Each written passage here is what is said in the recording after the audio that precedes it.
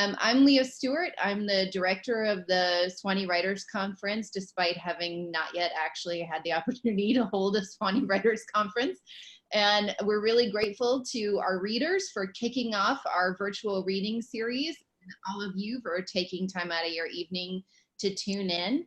I want to first introduce, just wave my associate directors, Gwen Kirby and Adam Latham, who've been working zealously to make all this virtual programming that we've been doing work. So thank you to both of them for being on top of all this, so that I just get to tune in and enjoy the readings. I am going to read everybody's bio all at once at the beginning, and then we are going to go in alphabetical order with the readers. We will have some time at the end to talk, to take, I think, Gwen, you want to take questions in the chat, is that right? I can take questions in the chat, but also if people want to raise their hand in the participant window, that little blue hand, then I'm happy to call on someone and have them ask a question orally too. Okay, great. So Gwen will moderate the Q&A at the end, and we are also raffling off a copy of each of our wonderful 4 readers books. So Adam will be doing the big reveal of the raffle winners, I think, right after I read these intros, right, Adam? Right. Okay, all right. So tonight, for our first fourth Thursday reading of Swanee Writers Conference alums, we are delighted to have with us Matthew Baker, Tiana Clark, Lee Conell, and Kate Reed Petty. Matthew Baker was named one of Variety's 10 storytellers to watch. He is the author of the story collection, Why Visit America? His fiction has appeared in publications such as New York Times Magazine, the Paris Review, American Short Fiction, One Story, Electric Literature, and Best American Science Fiction and Fantasy. Tiana Clark is the author of the poetry collection, I Can't Talk About the Trees Without the Blood, winner of the 2017 Agnes Lynch Starrett Prize, and Equilibrium, selected by AFA Michael Weaver for the 2016 Frost Place Chapbook Competition. Lee Conell is the author of the novel The Party Upstairs. She is the recipient of a 2020 Creative Writing Fellowship from the National Endowment for the Arts, as well as the Chicago Tribune's Nelson Algren Award. Her story collection Subcortical received the Story Prize's Spotlight Award. Kate Reed Petty's first novel, True Story, is longlisted for the Center for Fiction First Novel Prize. Her fiction has appeared in Electric Literature, American Short Fiction, and Blackbird, and her short films have appeared on Narrative and at the Maryland Film Festival. She lives in Baltimore. I should also just put in a plug. You probably already know this, but we will be doing these readings for the foreseeable future and already have a number of others scheduled, which you will be able to find and sign up for on our website. So please continue to join us for these events. Okay, Adam, I'm kicking it over to you for the big moment. Thank y'all everyone for being here, for showing up tonight. Just as a reminder, if you can, please mute your mic so that we're only hearing the readers, no background noise. And so first we're going to raffle Matthew Baker's new collection, Why Visit America? Matthew, can you pick a number for me between 1 and 142? 142. 142. That would be, and just so everyone knows, I officially randomized this list using random.org. Adam Bookbinder. So Adam Bookbinder won the first for Matthew Baker's collection, and I'm putting my email address in the chat section. Please email me your mailing address, and we'll follow up that way. Tiana Clark's collection, I Can't Talk About the Trees Without the Blood. Tiana, can you please pick a number between 1 and 142? 36. 36. And 36 is Sylvia Bonilla. Lucky. Lee. Raffling her book, The Party Upstairs. Lee, what's the number between 1 and 142? 7. 7? Yeah. Favorite number. And that's Jackson Harwell. And Kate, hope you're doing well. Looking forward to your reading tonight. Raffling her book, her novel, the new novel, True Story. Kate, what's the number? 101. 101. And that's Ian Elkind. And thank y'all very much. We'll start off with the readings. Matthew, if you want to kick us off. Yeah, thank you all for coming, and it's such an honor to get to read with the other writers who are reading tonight, who I'm lucky to count as both old and new friends. I'm going to be reading from my new book called Why Does America? If you haven't read it, it's a collection of 13 parallel universe stories, and each one is set in a different city or state or region of the United States. And there's actually a story in the book that is set in Tennessee, and I thought about reading that for the Tennessee connection, but I'm actually going to read a different story, the third story in the book, which is called The Transition, and has a Tennessee connection in a different way, and that this is a story that I got to workshop at Sewanee, and that was an experience that I'll be forever grateful for, and one that was also pivotal for me in my life as a writer. So this is a story that I brought to Sewanee, and that's now in my new book. It's a story that's set in Louisiana, and I'm just going to read from the opening of it. So this is called The Transition. Of course, his family had heard of the operation, knew not only that such a thing was possible, but that there were actually people doing it. And although his family was conservative, his family wasn't radical by any means. In fact, his family was really quite moderate, so much so that during elections in which the conservative candidate seemed especially intolerant or corrupt or feeble-minded, his family was occasionally even known to vote for the liberal alternative. And although his family was religious, his family certainly wasn't the type to speak of issues in terms of good and evil, and for instance, had no qualms about nudity in the media, and sometimes drank to excess, and wasn't opposed to gambling, and believed in evolution. And although his family was poor, not destitute exactly, but decidedly working class and held no college degrees, his family possessed no prejudice against people who elected to have vanity surgeries like liposuction and rhinoplasty, and were always heartened to meet people benefiting from bionic modifications such as pacemakers and prostheses, and enjoyed watching programs of an educational nature, and took naturally to new technologies. And yet, there was something that set the operation apart from other issues, something that repulsed his family almost instinctually, something that filled his family with contempt, a fact his family had made no effort to hide, like back when the news had been flooded with stories about a famous architect who had transitioned, and his family had spent an evening sitting around out on the stoop ridiculing the architect, or back when the news had been flooded with stories about a former model who had transitioned, and his family had spent an evening sitting around out on the stoop bashing the model. And so the fact that his family found the concept utterly loathsome certainly would have been clear to Mason. Then there was also his personality. He was profoundly reserved. He rarely smiled. He seldom laughed. He spoke clearly without any animation. Although he often complained, he never became angry. He never seemed gloomy. He never appeared excited. He must have cried occasionally as a child, but no incidents came to mind specifically, and regardless, he certainly hadn't cried in the presence of his family since. He never showed signs of feeling powerful emotions.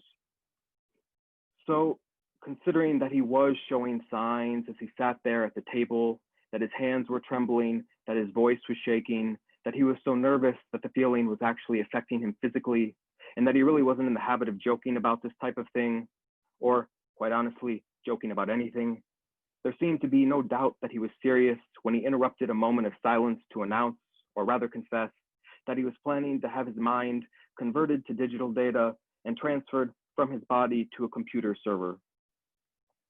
Mason's father, who was wearing his favorite apron with a cartoon pelican across the chest and the maroon stain just beneath the pockets, gaped at him from the counter in the kitchen, frozen there in the midst of dipping a silicone spatula into a container of the latest batch of his secret sauce. Mason's brothers, who planned to drive the motorboat down to Parkland at dusk to go shrimping on the bayou, were reclined around the table in athletic jerseys and camouflage cutoffs, squinting at him with expressions of confusion. Mason's mother had come in from the backyard when she had heard him arrive, wearing the straw hat and baggy kaftan that she'd been sunning in, and she felt such a jolt of panic when he said what he said that she had to set her iced tea down onto the nearest surface, the stove, or else she surely would have dropped the bottle onto the floor. Mason stared at the table, and then, as if suddenly daring to hope that the idea might be met with no resistance, looked up and blurted, "We'll still be able to talk or whatever." His mother crossed the kitchen toward the table, feeling past the counter with her hands, her eyes never leaving him. He must have been coming from a shift at the supermarket. His uniform was rumpled, his name tag was askew. He'd always been scrawny, but recently he seemed especially frail. His eyebrows were so light in color that he didn't seem to have eyebrows at all, which had caused him untold trouble on the playground as a child. He had watery eyes, a delicate nose, thin lips, and a weak chin. He looked like the type of person who'd probably have a milk allergy. She couldn't explain what that was supposed to mean exactly. A neighbor had said it about him once, though, and as soon as she'd heard it, she'd known it was true. She loved his face. As she slid into a chair at the table, she had to resist an urge to reach over and cup his jaw in her palms. The thought of losing him was terrifying. "I mean, I'll be able to chat whenever you want. I'll be online literally all the time," Mason said, gaze falling back to the table.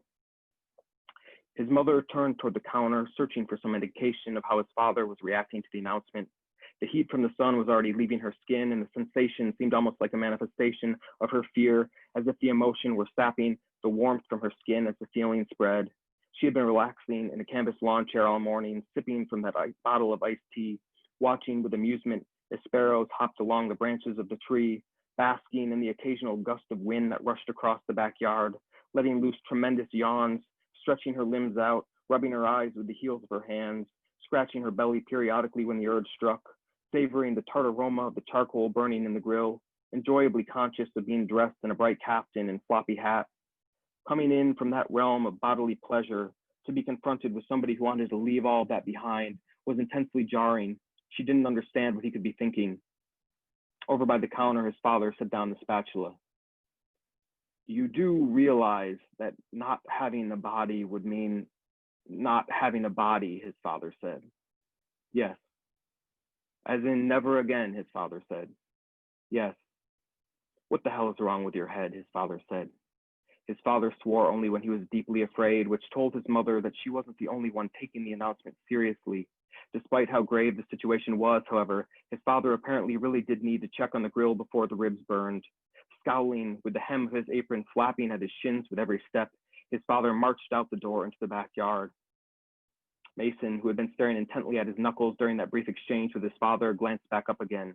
His cheeks were flushed, sweat pitted his shirt. His mother suddenly felt sure that this discussion, albeit awkward, would be easily resolved.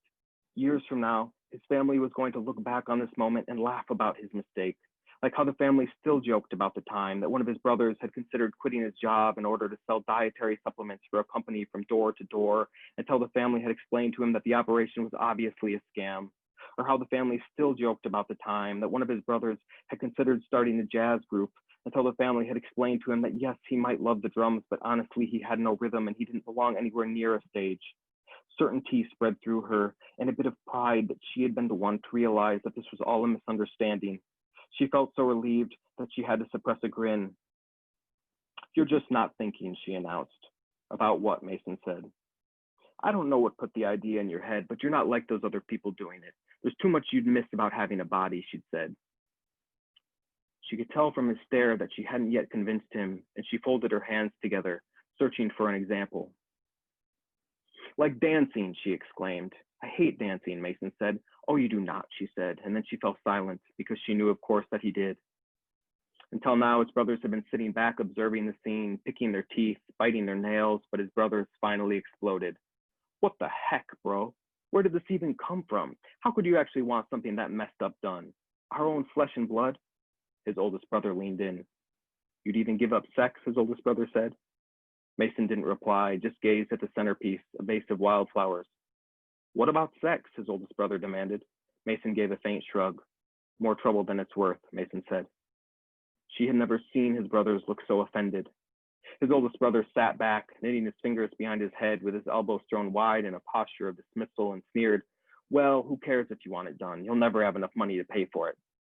I already do, Mason said. Mason apparently had been setting aside a substantial portion of each paycheck for years now. His mother fiddled with the bangles around her wrists in distress.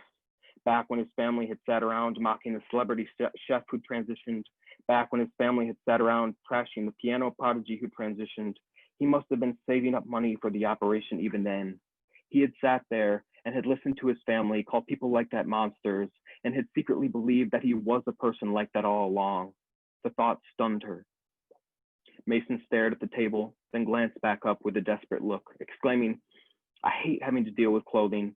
I hate having to go shopping and trying to find things that fit and having to put together an outfit every single day and worrying about what matches and having to drag everything down to the coin wash. I hate getting sick. I hate getting headaches and getting backaches and getting earaches and getting toothaches and puking especially. I hate having to get checkups at the doctor and the dentist and the optometrist every single year. I hate always having to make meals and eat the food and wash dishes afterward. I hate having to shower. I hate having to sleep. I'm tired of wasting so much of my life on taking care of a body. I just want to be able to read stuff and talk to people all the time. Sweetie, his mother said. She leaned across the table, her heart beating frantically, and laid her hands over her hands. I know you might feel like that right now, but if you just stop and think about it for a couple days, you're going to change your mind. I've been thinking about it for over 20 years, Mason said. He eased his hands out from under her hands, pulling away as if ashamed. I don't belong in the body, Mason said. He lowered his head. I've always known, Mason said. He left before the meal was served, slipping out the door with his shoulders slumped, then sputtering off down the road in his rusty hatchback. While his brothers sat around the table, bitterly rehashing that comment about sex, his mother drifted in a daze out into the backyard where his father was squatting over the grill. Looking up from the ribs with an expression of fury, his father confessed that he had come out to the backyard not so much out of concern for the ribs as out of fear that he had been about to cry, which he had never done in the presence of the children before and didn't want to. And I better end there. Thanks, everyone.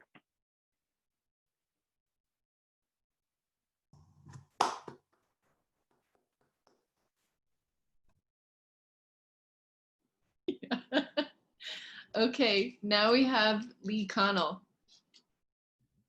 Hello. Oh man, thank you so much, Tiana. That was amazing. And thank you, Matt. That was also amazing. I'm just so happy to be here in this strange virtual way. And thank you, Gwen, Adam, and Leah as well for putting this together. I'm gonna read, I'm thinking a lot about that phrase, Tiana, lyrical swagger, trying to like hold on to that a little bit. I'm gonna read my sort of lyrical swagger moment from my novel, The Party Upstairs, which is like a really long sentence. And then I'm gonna read another section that's short because my mom has been wanting me to read this section. So I'm going to do that. The Party Upstairs is about a building superintendent in Manhattan, Martin, and his 24-year-old daughter, Ruby, who moves back in. She graduated right around the economic recession, the 2008 one, not whatever's happening now. And she is basically kind of a catalyst in some ways for her father to think about some of the class issues that exist within this building. So Martin is what I guess in 2020 you'd call an essential worker, which means he's largely invisible to many of the tenants in the building. And the only other thing I think you need to know is that Ruby's oldest friend, Caroline, has also grown up in the building, but she's grown up in the penthouse apartment. So they also have a kind of complicated class relationship. And yeah, so the part I'm going to read first is a meditation scene. And I've had a lot of failed meditations during this pandemic. So maybe I'll bring that energy to this. Martin has started meditation to kind of deal with his rage towards some of the tenants, and he's trying to bring his daughter Ruby into it to manage her own anxiety. So right now they're both on the floor meditating. The opposite of mindful contemplation probably was contemplating another man's real estate. Martin's back had gone stiff, his knees creaked, and yet the older he got, the more nimbly his brain made wild leaps through time and space. He was supposed to be here, present, meditating next to his daughter. He breathed in, he breathed out. But then the heat pipe in the living room thumped, and he remembered how the woman in 4B had recently complained about the thumping sound coming from 5B, which was caused by the private tango lessons the woman in 5B was taking with the woman in 2C, who had recently divorced the man who had once lived in 7D, and who had lost his job in advertising just around the time Ruby graduated and was now in the process of selling his apartment to an heiress whose financial consultant lived in 6C and had complained recently about a leak caused by the attendant to the sick lady in 7C, who poured grease down the kitchen sink, didn't know any better, and who rode the subway from the Bronx every morning with the nanny in 3A, whose young charges tried to poison with cayenne-infused chocolate the pair of yipping Yorkies in 3D, an act of pure malice that didn't much bother anybody, but especially not the attorney in 7A, who had seen the dogs pissing directly onto the red and white impatiens she had asked to be planted in the tree pit outside the building, which were popular flowers with some in the building, yes, but others, like the real estate guy from Lyon in 6B and the financial consultant from Moscow in 8C, felt impatiens were tacky and populist and had tried to advocate for something more elegant, begonias perhaps, and also wanted the green awning to be replaced with a burgundy one. But 9D had argued against both begonias and the burgundy color, mostly because he believed 8C was responsible for bringing in the new team of Russian elevator mechanics, who had, in the past, worked on missiles in what 7C was pretty sure these mechanics still called the motherland, and who 7C was also pretty sure were spies of some sort, a suspicion she had confided exclusively, she thought, to 3A. But 3A blabbered about it to the board members, and her blabbering had backfired, so that now 7C was considered a paranoid woman, a possible isolationist bigot, and a loose cannon, which was probably true since after the attacks on September 11th, 7C had spent weeks in Westchester calling Martin about an oncoming toxic cloud headed for Manhattan and asking if he could double check that the windows were all the way closed in the apartment, which was actually the same request made by 7B, who recently had maybe got bed bugs. They blamed the house cleaner, leading 4B, once the news got out, to panic and do laundry for 6 hours straight, which really pissed off 1D because they had kids and the kids had soccer practice, and 4B, whose child merely finger painted and did no competitive sports at all, was using all the machines, which 4B said was a necessary thing because didn't 1D hear about the bed bugs in 7B? And 1D said the bed bugs were just a rumor. The bedbug dog from Queens had come in and sensed nothing. But still, the paranoia reached such a pitch that many of 7B's belongings eventually wound up in the basement, and Martin and Raphael, the porter, had to drag armoires and mattresses and books and clothes out into the courtyard and into the alley and up the stairs for the garbage people to take away to waste transfer centers, to barges, to landfills, to landfills, to landfills. Martin's heart, that dumb, flawed blood hauler, made sounds like a garbage truck in his chest. He had fucked up mindfulness again. So, it's a long sentence. So Martin kind of has to keep all these details in his mind about the tenants in the building, but they often are kind of blissfully detail-free about him and his life. And so I'm gonna read a little section that also has to do with details. I should say too, I workshopped like chapters of this at Sewanee. And so I'm like, it feels really cool to be able to read this here. So this is actually in the middle of the book, but doesn't need much much backstory because it's a flashback. So Ruby is 18. It was a few months before she turned 18, and she had come downstairs from the penthouse apartment with a folder. Martin was on the couch, soaking his left foot in a bucket and watching TV. A British man was describing the way certain seabirds in Japan climbed tall trees to have keen jumping off points for their spectacular flight. Ruby sat down on the couch next to Martin and made what he'd later remember as a bit of a show opening the folder. There were 2 typed pages inside. Martin said, "What's that?" Ruby smiled a strange smile.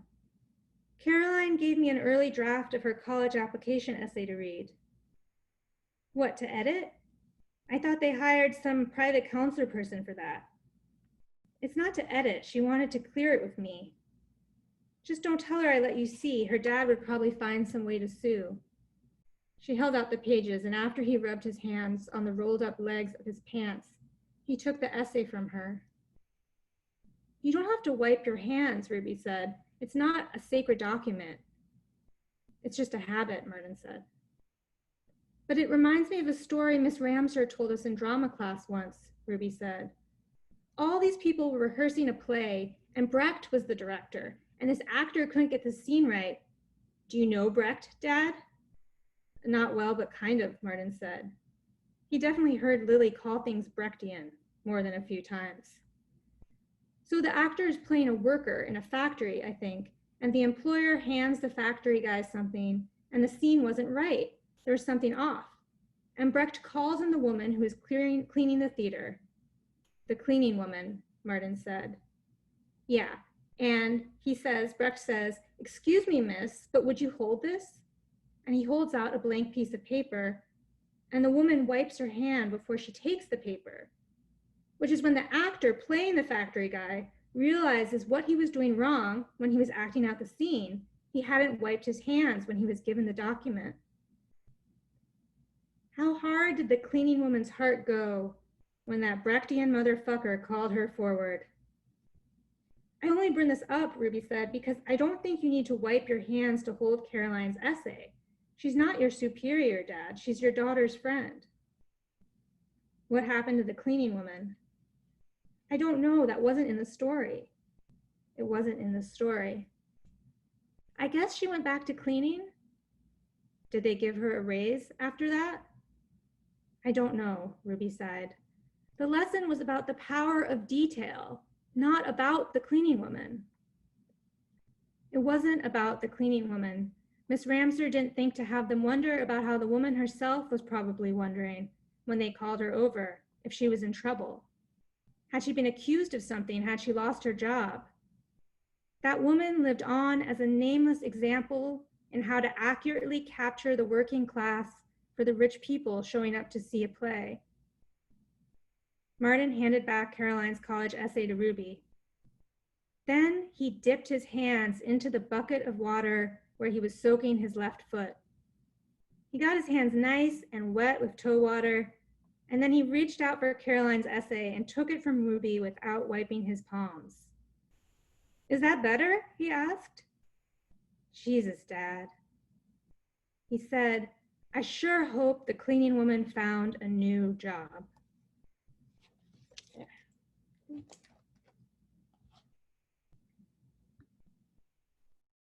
Thank you so much, Lee. And finishing up with our reading, and then we will have a Q&A after with all 4 of our terrific readers, is Kate Reed Petty. Thank you so much. Hi, everybody. It's such a pleasure to be here. Thank you, Gwen, Adam, and Leah, for inviting me and putting this together and all of the hard work you're doing to keep SWC going as well as you can in this time. Lee, Tiana, Matthew, it's a real balm and an honor to read alongside you guys today. Thanks so much for making this space. It's been sort of a difficult week for me personally, and in this country, I want to just acknowledge all the pain that people are going through. I want to just quickly acknowledge Jacob Blake and say my heart goes out to him and his family. My own fiction sometimes feels meager to me in 2020, in this kind of crazy year, but What is important to me about my book, True Story, is that it is about the politics of storytelling. It's about who gets to decide what is the official narrative of things that happen. And I think that's relevant now. So I'm clinging to that. The way that it does that, though, is by playing with genre. And so the section that I'm going to read is a horror novel. It's a section of a horror novel. If you are not a fan of horror, it's not that scary. Don't worry too much. It comes in the middle of the book, but also I'm like as nervous as I would be if I were actually standing up at Solani in that great big room. I'll calm down once I start reading. But I don't think you need any context to kind of follow what's going on here. So. Nick was parked at one of those backwoods gas stations that haven't even installed credit card readers on the pumps. It was Thursday, 2 hours into the drive, and he was already bored. So when the check engine light had clicked on, he'd stopped at this gas station to check the oil in his mom's car, pretending he knew how, saying to himself in his head, "See, Lindsay, I'm responsible." But then apparently he didn't properly latch the bar that holds the hood open, and it lost its grip and slammed down on the fingers of his left hand. He anticipated the pain before he felt it, a sharp tingling and then a numb ache, and he knew it was going to be bad, and then, Jesus, he felt it, suddenly bad and getting worse. He jumped up and down a little bit, trying to push through the pain to its peak and out the other side, trying to tackle it head on, because the whole point of this weekend was to build up the discipline to look at pain straight in its ugly face. Still, his fingers hurt, but it was too early in the drive to start drinking. He'd never make it all the way to Lindsay's cousin's cabin if he started drinking now. So instead, he grabbed his backpack out of the back seat and pulled out the $70 bottle of bourbon he'd bought special for this trip and just held it against his left hand to see if the proximity made the pain better. And when it didn't, he opened the bottle and sniffed, which didn't really help either, except in the way that pregnant women learn to breathe. He thought about taking a little sip, just to get his brain to slow down a bit and stop chattering like this, on and on and on, but it really was too early to start drinking, and there were people around. So he tucked the bottle into his backpack, congratulating himself on his discipline, and went inside the gas station and bought a packet of cigarettes and a lighter and a package of cookies and a big wax paper cup of Mountain Dew as reward for not drinking. He stood just outside the door with the sun in his face, set the soda and the cookies on the lid of a big red trash can, and unwrapped the plastic from the cigarette pack. Using his right hand to flick the lighter, holding the cigarette between his left thumb and pinky, because all his other fingers were still hurting, he lit up and inhaled. A beefy man with leathery skin walked past and gave Nick a look, like Nick was wearing a clown suit or something, even though he was just wearing jeans and an old Metallica t-shirt. Maybe the man was frowning because of the way Nick was holding his cigarette, or maybe it was because of the way his hair was cut, or maybe it was some essential thing about Nick, the air of a comfortable white suburban middle-class upbringing that Nick would never be able to hide. Nick tried not to let it bother him. What did he care what that redneck thought? All he cared about was how good this cigarette felt, and how great this trip was going to be, how great this trip already was. He pretended that his bender had already started, that the journey was the reward, that the drinking he was getting ready to do was just an excuse to be alone in the woods, instead of the other way around. And he switched the cigarette to his right hand and held it with his first two fingers, like all good Americans, looking at the road ahead of him and at the sparse woods beyond the gas station where old cans and piles of trash were scattered all around. When his cigarette was almost gone, he pulled out another and lit it with the first, and it was delicious as he inhaled. But then he realized that if he didn't stop himself now, he was going to smoke this whole pack of cigarettes in the next half hour, and he was seized by an impulse to be good, to be better, to be strict with himself, and also to be wild.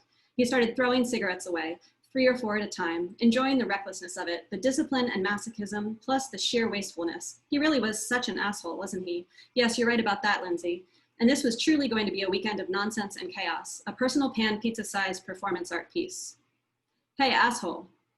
Nick froze, the nearly empty packet of cigarettes in his left hand and 4 cigarettes in his right, holding the lid of the trash can open and the lit cigarette balanced on his lip, the ash lengthening delicately off the burning end. And Nick looked over his shoulder and saw the beefy man again, walking out of the store, leading with his belly, which was pronounced and firm, and he walked up, his belly uncomfortably close to Nick, and said, "That's not how you smoke a pack of cigarettes." Nick pulled the 4 cigarettes away from the can and held them in front of his chest in a closed fist, and wondered if this was the start of a fight. He had never been in a fight with a stranger, especially not such a large stranger, and he felt terrified and wondered if he could give this man one of his pints of cheap whiskey as a peace offering, which would be totally fine. He could stop by another liquor store, and so he smiled at the man with all of his teeth, telegraphing how little of a threat he was, and tucked the 4 cigarettes back in the pack. "I'm trying to quit," he said, "so I can't keep these all. I'm throwing most of them away, but I'm going to keep just one, and I'm going on a trip to the woods. This way I can only have one more." The man, squinting at him, asked, "What woods you going to?" And Nick wondered, was there something in the guy's mouth? Was he chewing something? "Just outside the state park, over yonder in Young's County," he said. embarrassed that he had said yonder, worried the man had noticed the affectation, and also worried that he was wrong about his landmarks because he had only been to this cabin once with Lindsay more than a year ago, and he didn't know which state park it was close to. He just knew the state park was a thing they had talked about visiting. Well, you should be careful, the man said, his eyebrows up, real serious. There's killers in the woods. Then his face changed as he laughed to let Nick in on the joke, a deep laugh that stretched his mouth open wide, and Nick smiled again with all of his non-threatening teeth and kind of went, ha, in a way he hoped was non-committal. The man was shaking his head to himself, laughing at his own joke, as he pulled a cigarette pack out of his shirt pocket and opened it to show Nick the single cigarette left inside, then closed it and held it out, an offering. Here, I'll trade your sins away, he said. Nick struggled to understand the deal for an embarrassing second, but pulled himself together and took the man's pack with a single cigarette and traded it for his own pack, which was now half empty or half full, depending on the man's outlook on life. The man said, I usually don't smoke Camels, but a little experimentation never hurt anyone. And then, honest to God, the man winked and kind of raised an eyebrow, and Nick smiled and made a gesture like he was tipping an imaginary hat, and then turned and walked quickly back to his mom's car, trying to commit the line to memory, knowing he would tell this story over beers for years to come. Maybe not to Lindsay, but maybe yes to Lindsay. Maybe she would laugh if she heard. Oh, Nick, she might say, shaking her head, but smiling at his story about the time some redneck propositioned Nick at a gas station in the backwoods that he only in that moment realized was actually one of those cruising spots that, for the most part, had been rendered obsolete by the internet. Nick felt the man's eyes on his back, but just kept walking, walked purposefully to his car, keeping his back straight, trying not to look like he was rushing. When he had opened his cookies and his Mountain Dew and pulled back onto the narrow highway, it was just afternoon. So if he drove 10 miles an hour over the speed limit, he'd get to the cabin with a couple of hours of daylight left to build a warm fire and a good buzz. But almost immediately, he realized the flaw in his plan, which was that he was going to have to drive for 3 more hours, and it was already boring, and he'd already eaten all of the cookies. It was deep fall, and the trees on the mountains around him were burnished red and orange. But there were just so many of them. It was hard to see them as beautiful. And in fact, they mostly just reminded Nick of the background photo on the computer he had used at his mother's friend's consulting firm 3 summers ago, before he was informed that he was no longer an intern, before he was informed that he was no longer an intern there because of one little nap in the bathroom. He'd left that morning on an impulse, and so had forgotten to bring the cord that turned the car's tape deck into a CD player, and he had no tapes, and the radio was no good. It was more like a parody of radio. There were only 3 stations, and all of them were broadcasting the same booming voice, going on and on about some character that Nick guessed was biblical, but did not recognize. His mom would be so disappointed. And after scrolling through the dials for an eternal half hour, Nick reached over and pulled the $70 bourbon out of his backpack and held it between his legs to remind himself of the reward on its way. And then he pulled into the left lane and drove a little faster, eager to get there, then cut the radio off completely and said out loud, I'm going to have to face myself at some point, which was actually one of the main goals of the trip, to see himself clearly and all of his faults, the way Lindsay had seen him, which was why he was going to the cabin where she had first asked him to stop drinking, and why he was going to spend 3 days there getting good and drunk. I'll stop there. Thank you.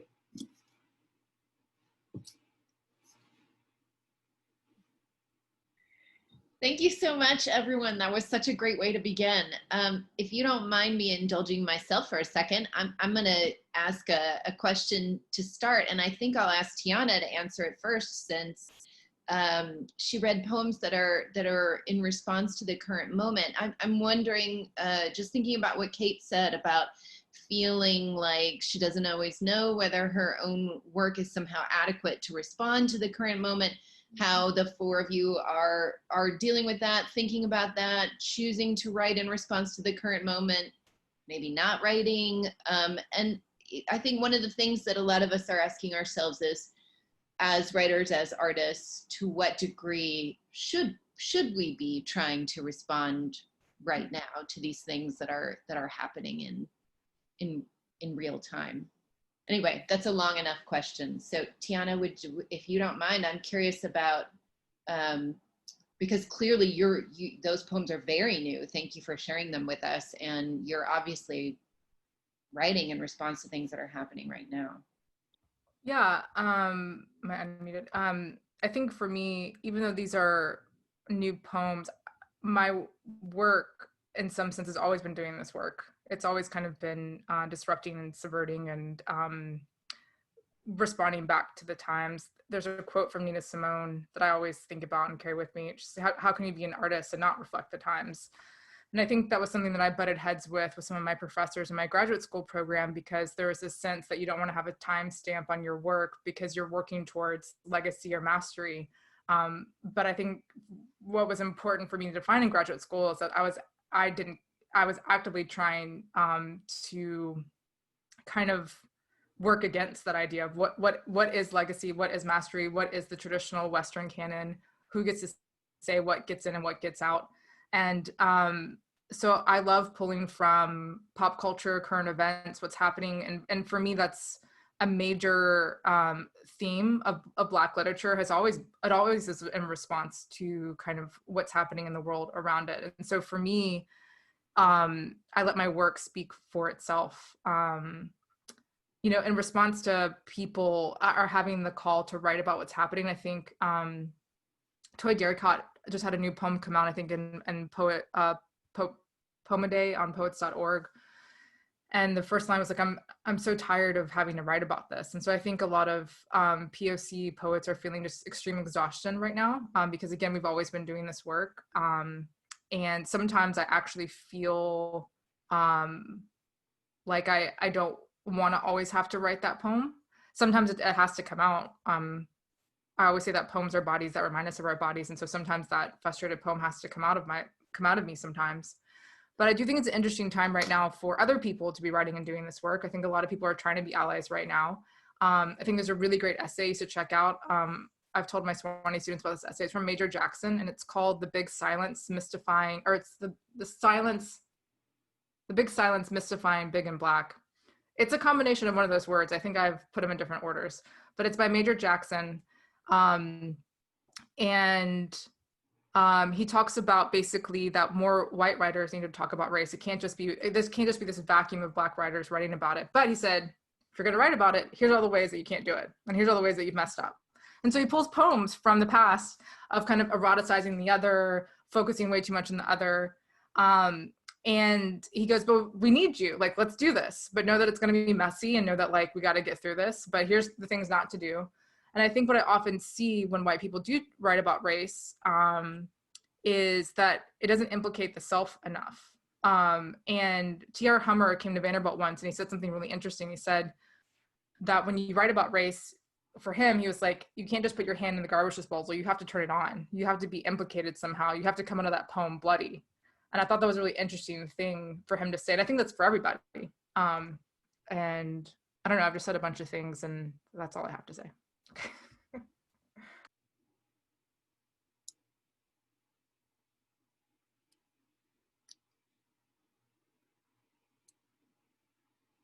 I'll hop in and just say, I mean, thank you, Tiana. I think that was really well said, and I'm excited to read that essay.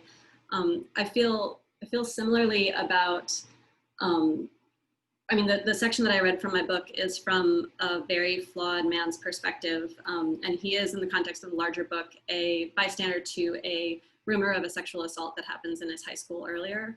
And so I've been thinking about sort of similar ideas, and you know, it's funny working with like a novel versus a poem because novels take so many years to write. And so they often feel like, I mean, I think I was sort of lucky with this book that this was published post Me Too. And so the reception that I've gotten and like the conversations that I've been having with readers have been a lot more aware and thoughtful about many of the nuances of sexual assault than they were when I started writing the book.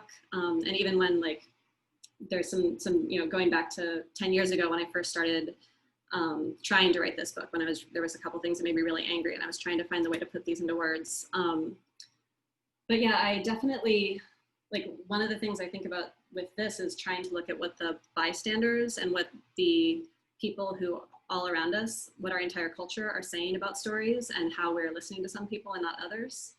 And yeah, I think it's something, I think it's just a great point, Tiana. Something we all need to learn to do better is look at ourselves and our own roles and our own cultures.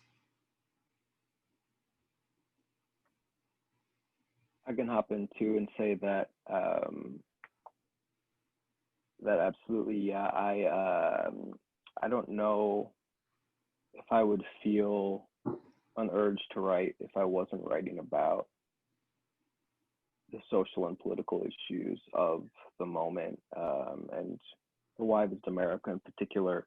It's a book, there are 13 stories, and each of the stories to some extent is speculative, or you could even call the stories sci-fi. but I was drawn to that genre solely because I wanted to talk about the real world, and I was interested in trying to use sci-fi stories to talk about the social and political issues of the moment through a slightly shifted perspective, or in order to disguise the thing that I really wanted to talk about. So yeah, I guess that's maybe all I would say. Yeah, I will say at the beginning of this pandemic, when everybody was sort of talking about, there's like the catchphrase, we're all in this together, I did sort of have a moment with my book because it's so much about the non-togetherness, or sort of the illusion of togetherness, and like how people are sort of in these isolated apartments and just kind of are able to ignore what's going on around them. And there was this moment where it's like, oh no, like we recognize all of our interconnectedness, but that didn't last super long. and I think that a lot of the issues that my stuff tackles, and that I think any work that's looking at power, and who has it and who doesn't, there's always going to be this quality that speaks to the times that we're in. And so that's been a kind of interesting thing to think about, like this sort of initial feeling of like this fear I had of like, oh, the timeliness of this moment feels so far away from the things that I was writing about.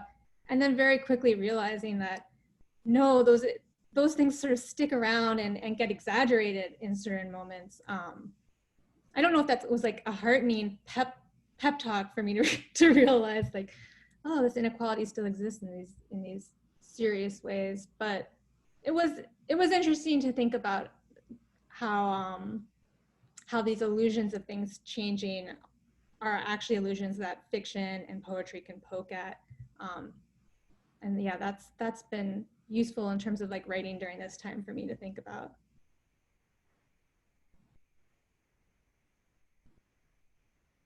Also, that's all amazing and just really great to think about.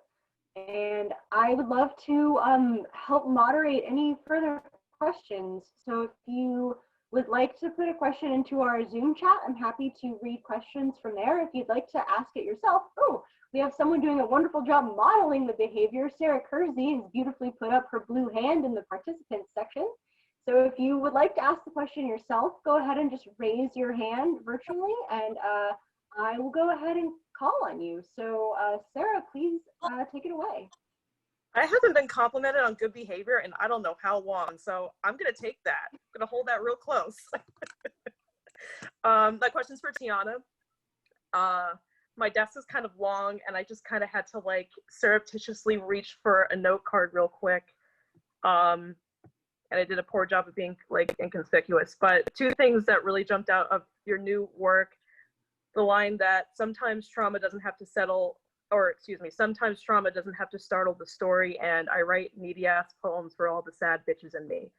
And it's, I don't know, like those two lines almost kind of like complement and harmonize with each other in a way. And I don't know if you just had any additional insight into that. It's kind of vague, but those two lines really jumped out at me, especially the first one. What did you have? Was there a question, or just like, do you want me to kind of expound like, on this a little bit? Do those two statements kind of like harmonize with each other in your mind with like trying to write more about Black joy and Black pleasure? What was the first one? So I don't know if I wrote it down correctly, but sometimes trauma doesn't have to startle the story. Yeah. Good to see you again, Sarah. I like the blazer. Thank you. Yeah, I think I think for, at least I'll say for poets, my first full-length collection was pretty autobiographical and long and full of all this trauma. And I see it with my students, like you obviously want to write all of your pain. But I think now I'm trying to get to a place of joy.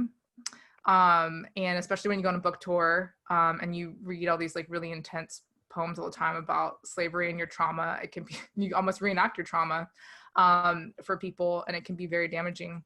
There's this really interesting quote from Ralph Ellison that he wrote about this blues essay where he's talking about the blues tradition, and he's talking about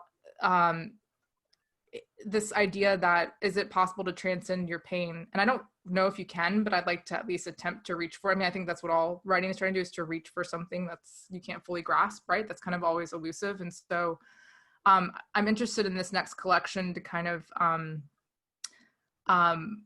how do I have that kind of like that asymptote, the line, it's not going to touch the line, but getting close to this idea of maybe I could reach for something that doesn't always have to be start with trauma. I think so much with Black story. I think what's interesting, what happened with George Floyd is everyone bought up all the books about like Black race and Black pain, but also like we write other stories, right, about the full human experience. There's, you know, Black sci-fi, you know, out there, there's Black, you know, love stories. And I think there's a full human experience that I'm interested in kind of also wanting to not only help myself, but also to kind of promote. And so I think always holding that kind of Keatsian negative capabilities, that one with conundrum of like the pleasure and the pain always at once, right? So of course, yes, I want to try to transcend it, but of course I can't. So there's the sad, needy bitch in me that wants to always experience pleasure. She may not, there might be joy one day, there might be pleasure, and holding it all in the container of a poem, hoping that that tension will kind of release a type of resonance to save myself, and hopefully it might have a connection with someone else like you. So I appreciate you bringing that up. I don't know if I answered anything, but those are my thoughts. Okay. Thanks. Thank you, Sarah. So we have two questions in the chat that I think actually kind of speak to each other. So I'm going to ask them both at once, and they're for all of you. Jeepers says, in such troubling times, I'm searching for hopeful, inspiring, or beautiful writing. I've discovered 4 new writers this evening. Yeah, you guys. Do the writers or anyone else have any recommendations? And then Norris Epps, our very own Swanee staff member, says, what books are y'all reading right now? So I think, I feel like those kind of go together. Both what are you reading right now, and maybe what books are kind of bringing you joy and hope during this time.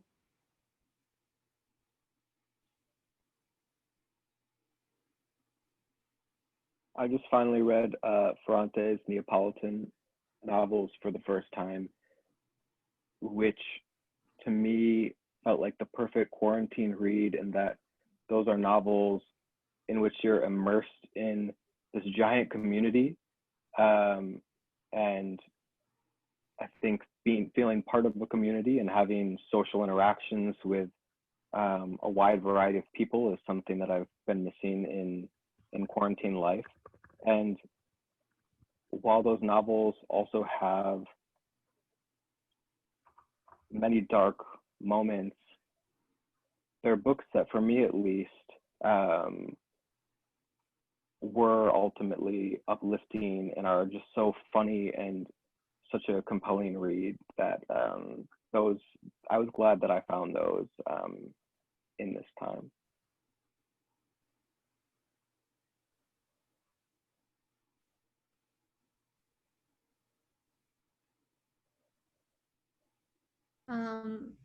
I've been reading like multiple things at once in a very haphazard way. So I've been reading, in some cases, rereading Mavis Gallant's stories, and that's been really wonderful.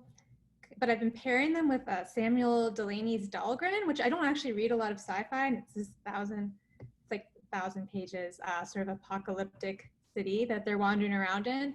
And that's been weirdly kind of fun for me to move between the trippiness of Mavis Gallant's like realism, because she jumps around in time, and then pairing that with Dahlgren, which looks at race and class and all of these things, but from this apocalyptic city standpoint. And I've been enjoying kind of pairing different books in this strange way, because my own mind and like what I need moment for moment seems to change as a reader. So that's my kind of vague recommendation, is like having some like duets going. Should we also recommend Mobius? Yes, I think of those as beautiful books. If you all haven't read Mobius's graphic novels, I always recommend The Airtight Garage. What do you think, Lee? I love that one. I feel like, what was the one that we were reading a lot? Like, were we reading The Call, or were we reading Adina? Yeah, I was looking at Adina a lot. Yeah, graphic novels have been really nice right now. I've been kind of repelled from screens a little bit and just like staring at beautiful images or weird images. Those are a great escape, I think. Yeah. I'm reading The Bluest Eye right now. I have a small group of us. We're kind of starting from Toni Morrison from the beginning and going towards the end, reading her whole tome. But a book I highly recommend that. I reread Maggie Nelson's Bluettes. Again, one, because I was teaching it this summer for the school letters, but also because I think that book confronts loneliness and solitude. Or Maggie says that loneliness is solitude with a problem. And so it's an obsessive type of book, and that kind of confronts that. And I think it was really helpful to reread that right now. And the kind of, she obsesses about this color and these kind of lyric prose poems that were really, really interesting to kind of, I don't know, they were comforting to me during this time. I'll recommend, especially because you're interested in discovering new writers, there's a collection that came out last year that Victor Laval edited called A People's Future of the United States. And it's a collection of speculative and sci-fi stories and kind of different genre bending stories, but just filled with really fantastic writers. Alice Solikim has a like beautiful piece in there. Sam J. Miller has a really like sexy, moving story. So I like that as like an anthology to find some hope and also wrestling with where America is and has been.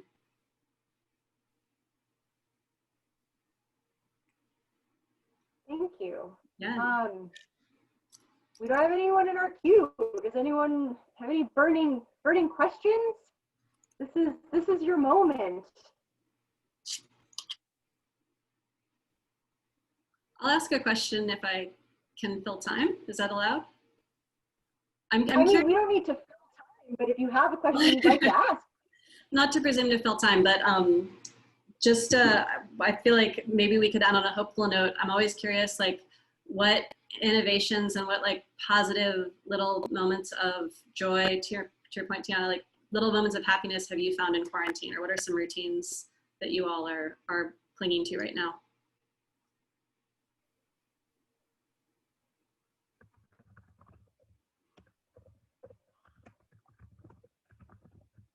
So I live in a very, very, very tiny apartment in the middle of New York City, across the park from Lee, and but our apartment happens to have this little outdoor space out back, and there are a few trees back there, and also there's hundreds and hundreds of birds that come through every day.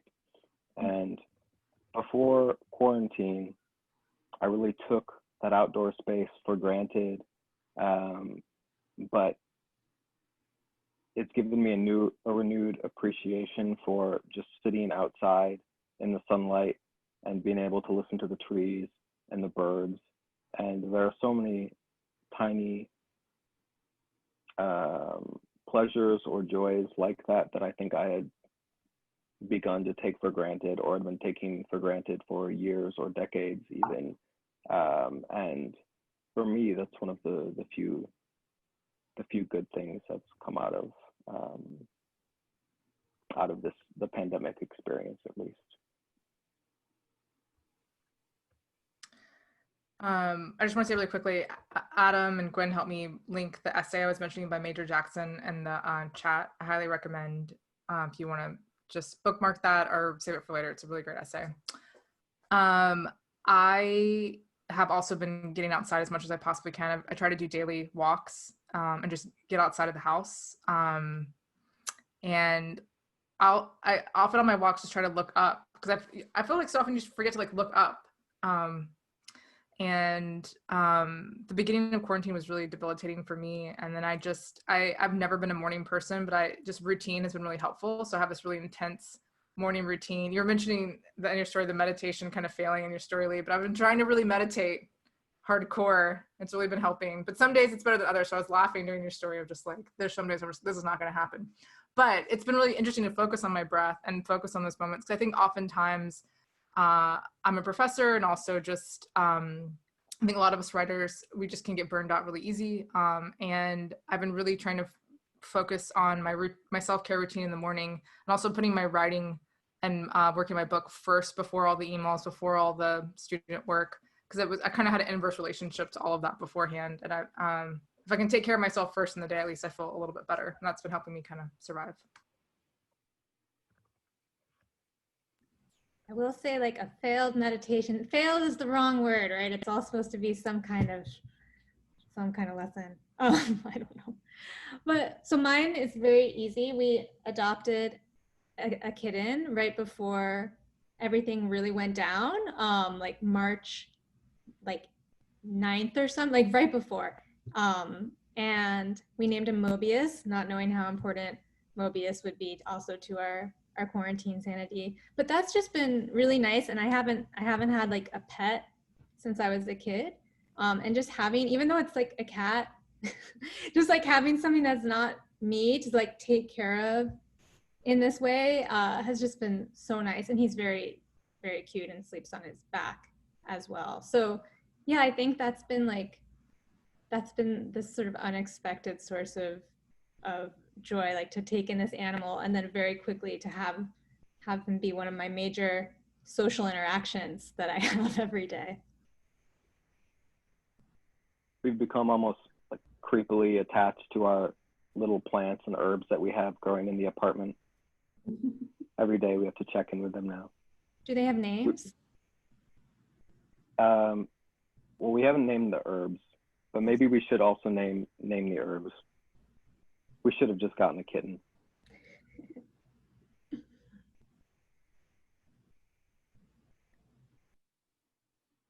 Well, we have actually one last question in the group chat, and I think maybe we'll end with this one.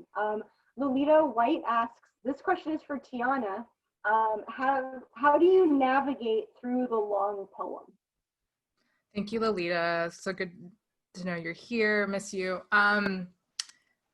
I think with any type of poem, the same elements are there. And actually, I think studying short poems actually help you with the long poem. So for example, you take the sonnet in these 3 movements, like the opening, we discussed sonnets when you're with me that summer at 20, like that opening problem, that volta, that turn, and then pushing towards some kind of succinct finality. So of course the sonnet has 14 lines, whether you have 14 lines or 44 lines, those same kind of 3 movements, right? Those 3 kind of gestures still apply. And actually, I've always been a pretty long-winded narrative style poet, and my mentor in graduate school made me read a lot of short poems, not so that I would be a writer for brevity, but to help me with concision and to help me with those same techniques and motives. So I actually think studying short poems really is helpful. Rachel Zucker also has a really great essay about long poems on poets.org. I'll send it to you. And if I don't, then remind me and bug me because I'm bad about that. But it can be hard, right? Because it's like, how do I land this plane? A long poem kind of seem kind of wild and reckless, and you can kind of get lost inside of it. But I think those same kind of instincts you have with shorter poems are still there. For me, I like to pull in a lot of intertextual references, and those kind of act like hinge points, or like, is it Sonic? Where he kind of goes on those little launch pads, right? Is it Sonic the Hedgehog? I'm like looking at Matt like he knows. I don't know. For some reason, I felt like you played Sonic. Or Mario Brothers, or just some kind of Sonic. Okay. Sonic, I can confirm. Okay, thank you. But I feel like there's moments like that in a poem of like, for me, just as like metaphor, you're pulling in from another world to explain something in this world. So for me, pulling those kind of intertextual references have helped me kind of like add more energy or burst. And I think we all kind of lean towards different things. I remember my mentor in graduate school said I was like a baby reaching for all these different things to help explain my poems. And at first I felt very offended by this, but then I was like, you know what, she's right. But oftentimes the things that you think are really weird about yourself, I would say lean into those in a long poem. So in a long poem, I'm like leaning into all my weird obsessions and obscurities. And it just like, if you're writing an essay, you're in the main river, and then you go in eddy and you come back, main river, come back. And sometimes you have to ask yourself, where am I, what's happening? And you kind of have to map it out. But, and then I often read my poems out loud, and you can sense where the energy loses itself and sense when it's getting stuck and when you need to kind of like revise and go back. And yeah, I hope that's helpful. But you know me, you can reach out to me. I can help you anytime. You got this. I believe in you. Well, thank you so much, Tiana. Thank you, Kate. Thank you, Lee. Thank you, Matt. This was just such a joy. This was wonderful. Thank you all so much for doing this with us. Thanks for having us. And, yeah.